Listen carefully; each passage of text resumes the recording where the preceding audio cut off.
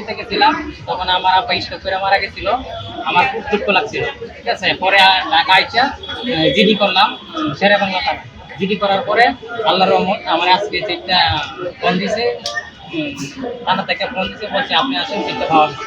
এখন আমি পাইছি, আল্লাহর রহমতে আমি খুশি। ছিনতাইকারী আপনাকে আঘাত করছিল? জি, আমার চিন্তাকারী আঘাত করছিল।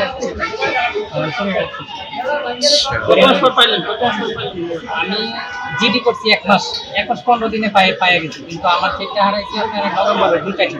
কিভাবে আপনার ফোনটা হারিয়ে গিয়েছিল হচ্ছে কলেজ গেট ওভার ব্রিজ থেকে আমি টিউশন করেছিলাম, তখন আর কি ফোনটা নাই। তো তারপর হচ্ছে আমি জিডি করেছি শেরবাংলা থানায়। তো আজকে হচ্ছে টিউশনটা ফোন করেছে যে ফোনটা পাওয়া গিয়েছে, তো এটা নিতে আসছে, আমার ভালো লাগছে। সবার কাছে তো ফোনটা খুব ইম্পর্টেন্ট একটা বিষয় থাকে। আপনি একজন যেহেতু টিউশনই করেন, আপনার কাছে কতটা ইম্পর্টেন্ট ছিল? অনেক ইম্পর্টেন্ট ছিল, যেহেতু আমি মেডিকেল স্টুডেন্ট, তো ওখানে আমার অনেক পিডিএফ ছিল। তো আমার তখন এক্সাম চলতেছিল, তো আমি অনেক টেন্স ছিলাম যে আমার ফোনটা হারিয়ে গেল। তো সাথে সাথে আবার কিনতে হয়েছে আর কি ফোনটা।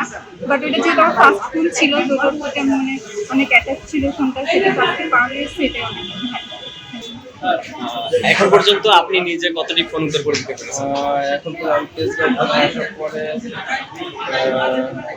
মেবি 100+ মোবাইল আমি উদ্ধার করেছি। আর আমরা গত 1 মাসে 45 মোবাইল উদ্ধার করেছি, 48 মোবাইল উদ্ধার করেছি। আমরা চাই যে কারো জিডি হইলে মোটামুটি তার ফোনটা যদি অ্যাক্টিভ পাই, তাহলে আমরা সেটা উদ্ধারের জন্য তৎপর থাকি, মোটামুটি সফল হই আমরা। আপনি চাকরিটা ঢুকছেন কত বছর? আমি চাকরিতে আসছি হলো 2021 সালে হলো আমার সময়।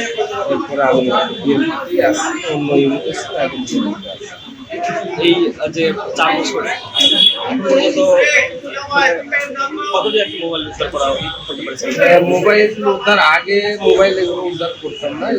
ওখানে আসার পরে মোটামুটি আমরা বর্তমানে টিম আসছে, আর আগে পার্সোনাল সব মিলে 100+ মোবাইল।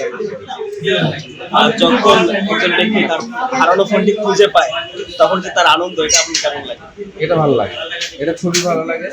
কারণ একজন হারানো, আমার নিজেরটাও যদি হারায়, সেটা যদি আমি ফিরে পাই, তখন আমার নিজের কাছেও ভালো লাগে। আর কারণ হারানো ফোন ফেরত দিতে পেরে সেক্ষেত্রে আমার নিজেকেও একটু আনন্দিত। কোনো ভালো লাগার এরকম অনুভূতি আছে?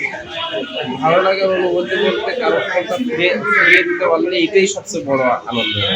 আর যখন কারো কাছ থেকে ফোনটা রিকভার করি, সেটাও আলাদা একটা ফিলিংস আছে, একটা গর্ববোধ হয় যে আমি একজনের ফোনটা আমি রিকভার করে আনতে পারছি, বা কারো একটা ফোন আমি রিকভার করে এনে হাতে দিয়ে দিতে পারছি, তখন খুব ভালো লাগে।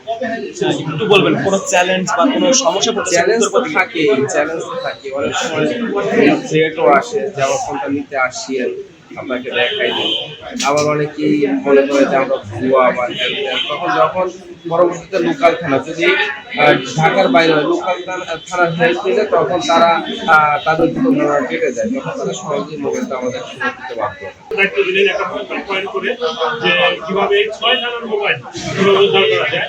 পরে বিগত 1 মাস ধরে কষ্ট করে হাজার হাজার আইনি সার্চ করে বিভিন্ন প্রযুক্তি ব্যবহার করে 251টা মোবাইল উদ্ধার করতে সক্ষম হয়েছি, যার বাজার মূল্য 20,000 করে ধরলে প্রায় 50 লক্ষ টাকা। প্রায় 50 লক্ষ টাকার মোবাইল আমরা এই 1 মাসে উদ্ধার করতে সক্ষম হয়েছি।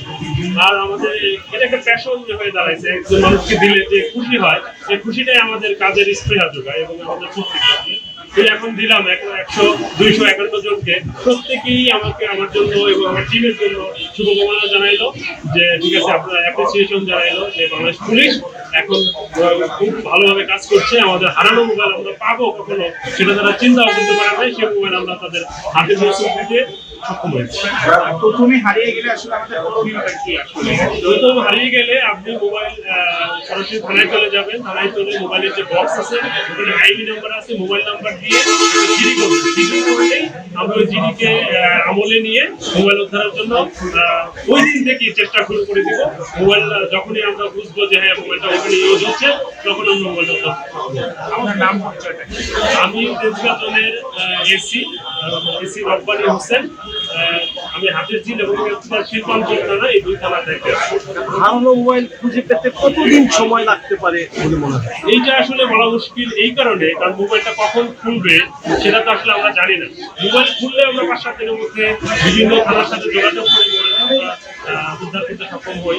এবং বিভিন্ন প্রবলেমও হয়, অনেকে দিতে চায়, 3-4 পার্টি মোবাইল বিক্রির ক্ষেত্রে 3-4 পার্টি বদল হয়।